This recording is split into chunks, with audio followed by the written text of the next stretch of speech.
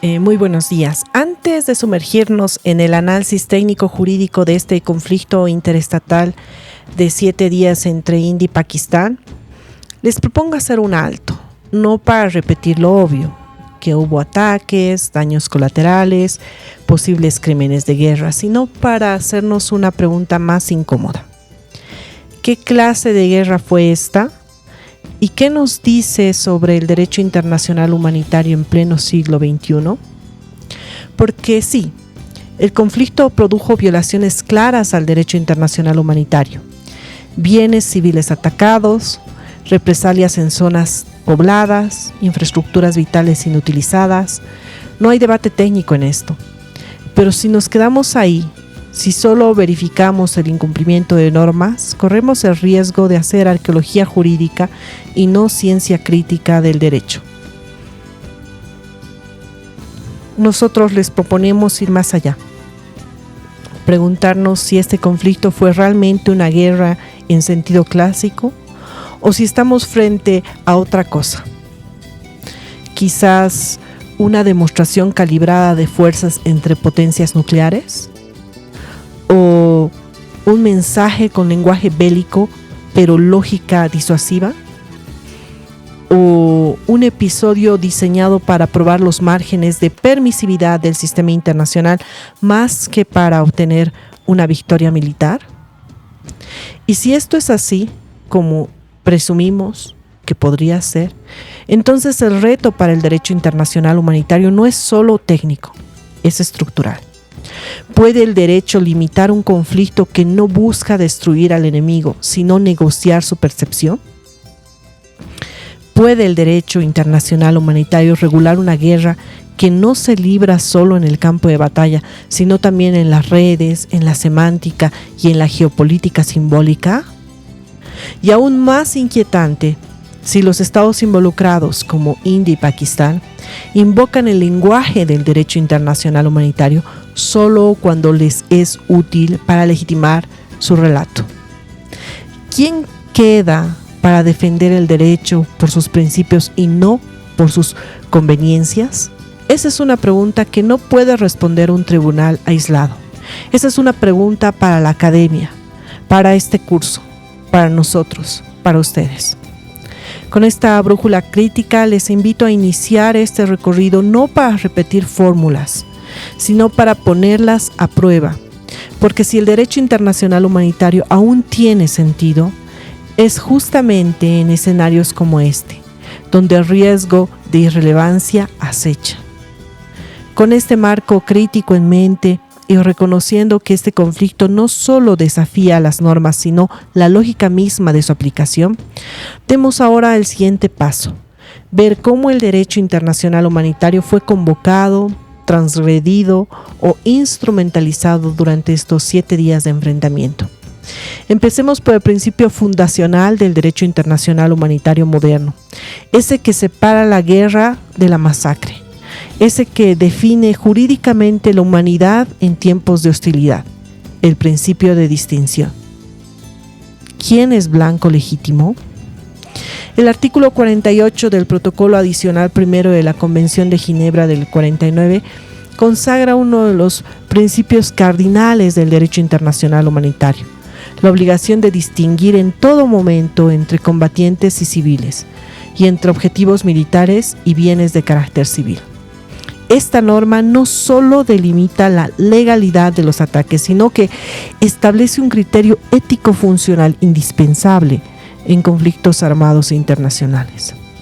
La aplicación al conflicto entre India y Pakistán entre abril y mayo de 2025 y los hechos que vamos a considerar en este momento son aquellos que nos trae la media, la prensa, el France 24, de un bombardeo cruzado en Cachemira, donde presuntamente 13 civiles indios mueren y 59 resultan heridos.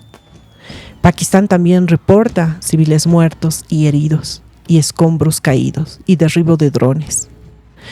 Tenemos una amnistía internacional que emite un comunicado instando a las partes a respetar las obligaciones bajo el derecho internacional humanitario, porque presenta muchas preocupaciones por los reportes que se presentan, por los ataques aéreos que se realizan a diferentes lugares. Estos datos no permiten afirmar categóricamente que hubo ataques deliberados contra bienes civiles protegidos en este conflicto en específico, pero sí justifican una preocupación jurídica legítima.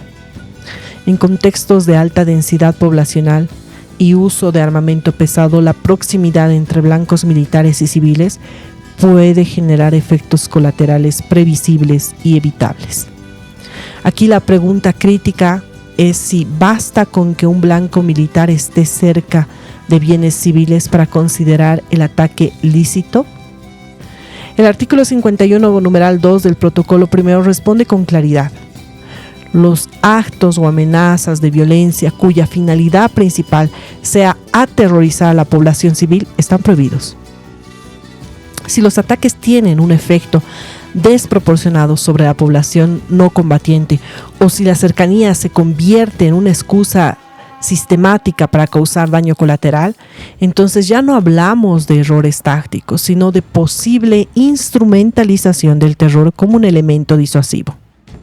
Y esto plantea una segunda cuestión más estructural.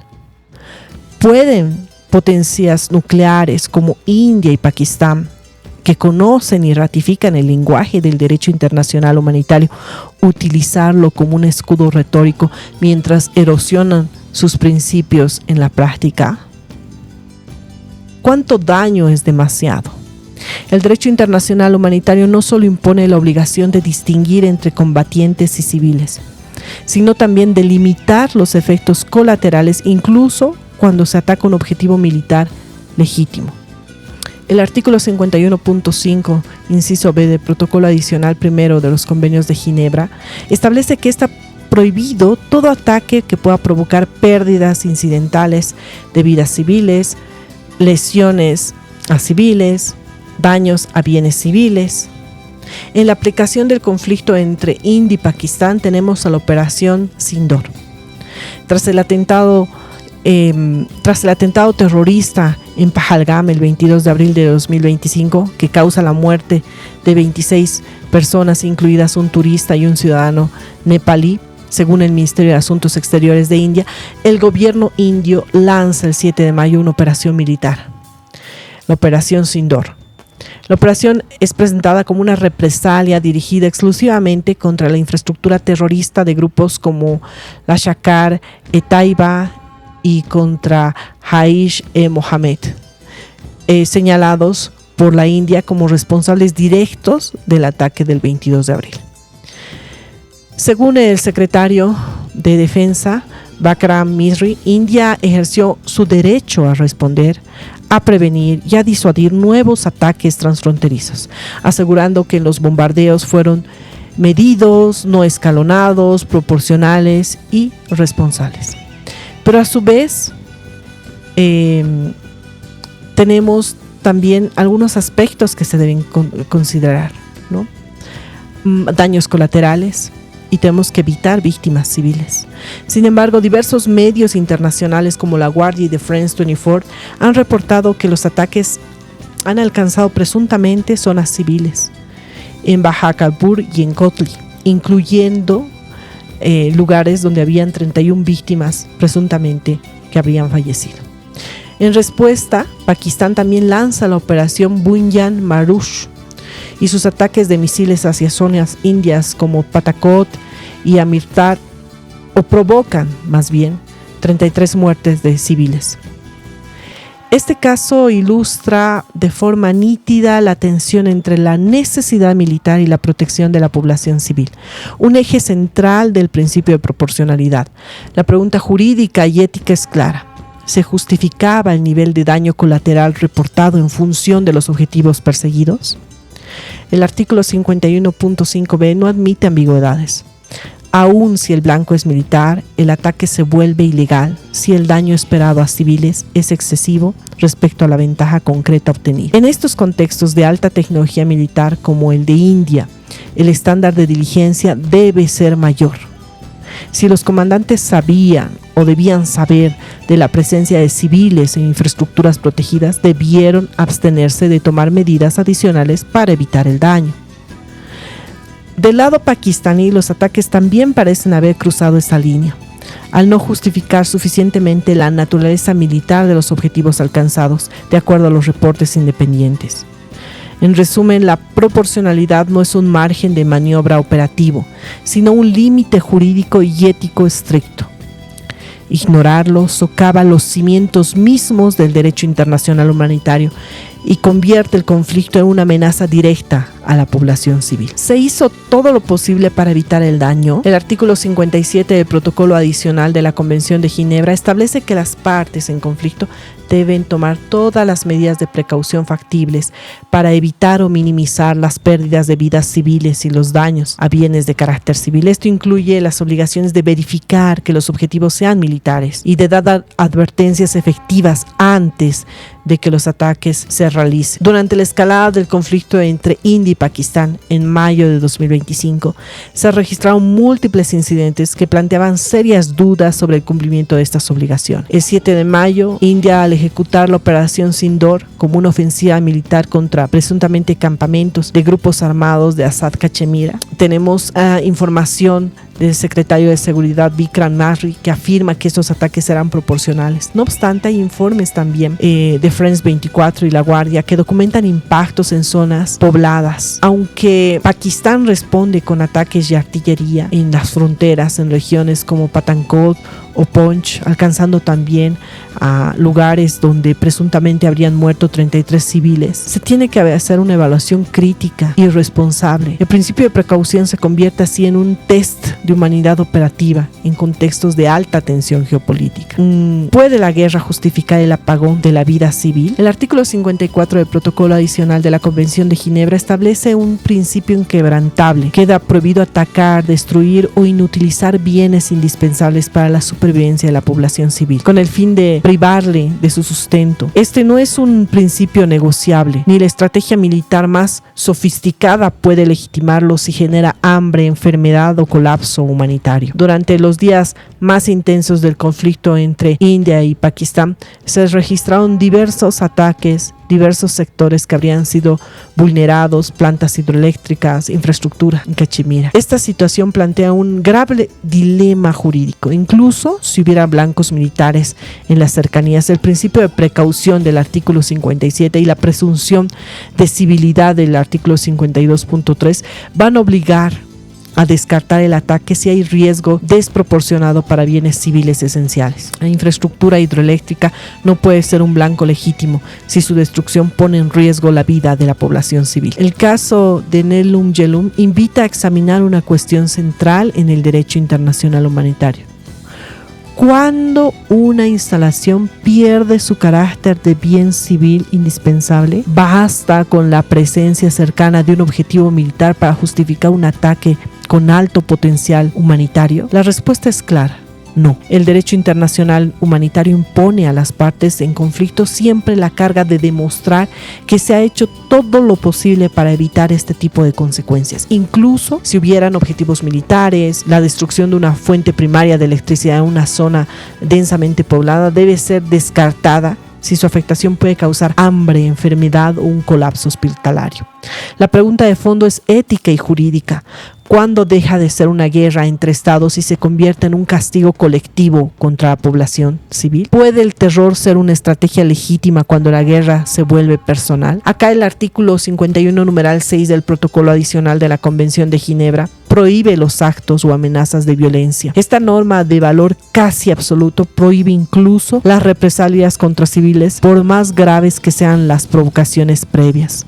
El derecho internacional humanitario no admite la venganza como un fundamento ético ni jurídico. Durante los días más álgidos del enfrentamiento, el ministro de Defensa indio denunció públicamente que Pakistán había lanzado una serie de cohetes de corto alcance contra la ciudad de Pathankot en una región de Punjab. Y ese ataque, según la agencia ANI News de India, provocó daños materiales a una estación de autobuses, dejó múltiples heridos civiles, entre ellos estudiantes y comerciantes. El gobierno de India lo calificó como una acción, como un acto de intimidación deliberado, una venganza por operación aérea india. Por su parte, el Ministerio de Relaciones Exteriores de Pakistán no negó el lanzamiento de misiles, pero alegó que el ataque fue una respuesta proporcional al bombardeo de Rawalakot, donde, según Islamabad, murieron miembros de sus fuerzas de defensa y civiles. La alta comisionada adjunta de las Naciones Unidas para los Derechos Humanos, Nada al-Nashif, manifestó en su momento que el 8 de 2025 en el Consejo de Derechos Humanos que las hostilidades habrían cruzado las líneas rojas en materia de protección a la población civil, e instaba a las partes a cesar inmediatamente toda acción o represalia que afecte a las personas, a sus bienes protegidos por el derecho internacional humanitario. La lección aquí no es solo jurídica, sino profundamente política y ética. Cuando un Estado responde al fuego con más fuego, pero dirige su respuesta hacia mercados, estaciones de trenes, escuelas, está dejando de combatir a un enemigo militar y comenzando a castigar a la población. A eso el derecho internacional humanitario le pone un nombre: crimen de guerra. Pero hay algo aún más preocupante: cuando ambos bandos justifican sus acciones como respuestas proporcionadas, sin importar el daño colateral. Lo que está en juego ya no es solo la legalidad de un acto, sino la degradación del derecho como una herramienta de contención. Nos enfrentamos al riesgo de una peligrosa normalización de las represalias contra civiles bajo discursos de defensa. Entonces, esta clase de conflicto que estamos presenciando, ¿qué tipo es? Uno que reabre viejas heridas, pero que también uno que deja expuestas las fracturas del orden jurídico internacional. Hemos llegado a la encrucijada que define nuestra disciplina. ¿Qué nos está diciendo este conflicto de 7 días entre India y Pakistán, dos potencias nucleares, sobre la capacidad real del derecho internacional humanitario para contener la violencia? No estamos frente a un episodio menor, ni ante una recaída esperada. En una zona caliente del sistema internacional, quizás la academia, nosotros, ustedes, podamos presumir que estamos frente a un laboratorio brutal de la contemporaneidad bélica, donde los estados actúan con plena conciencia del derecho internacional humanitario y aún así lo desbordan, lo rebasan o lo reinterpretan. Es aquí donde el caso India y Pakistán de mayo de 2025 nos interpela no solo como juristas, sino como observadores críticos del sistema internacional en transformación. ¿Qué revela esta guerra breve pero intensa sobre el papel del derecho en la contención de la fuerza? ¿Qué lecciones nos deja para el futuro de la regulación de la violencia entre estados? Con esa brújula crítica proponemos 5 reflexiones para el aula, no como cierre definitivo, sino como una provocación intelectual que nos invita a seguir problematizando el lugar del derecho internacional humanitario en tiempos de disuasión, de propaganda y de guerras de percepción. La primera será: el derecho internacional humanitario sigue siendo invocado pero no interiorizado. Los estados implicados citaron públicamente su compromiso con el derecho internacional humanitario, desde sus declaraciones diplomáticas hasta sus comunicados, hasta sus cables militares. Pero citar la norma no equivale a cumplirla. Presumimos que el problema ya no es la ignorancia, sino quizás la hipocresía jurídica. Cumplir solo cuando conviene o justificar lo injustificable bajo una lógica de seguridad nacional. Como segundo elemento sería: la represalia estratégica está reemplazando al principio de necesidad militar. Gran parte de las operaciones ejecutadas no respondían a objetivos militares urgentes o vitales.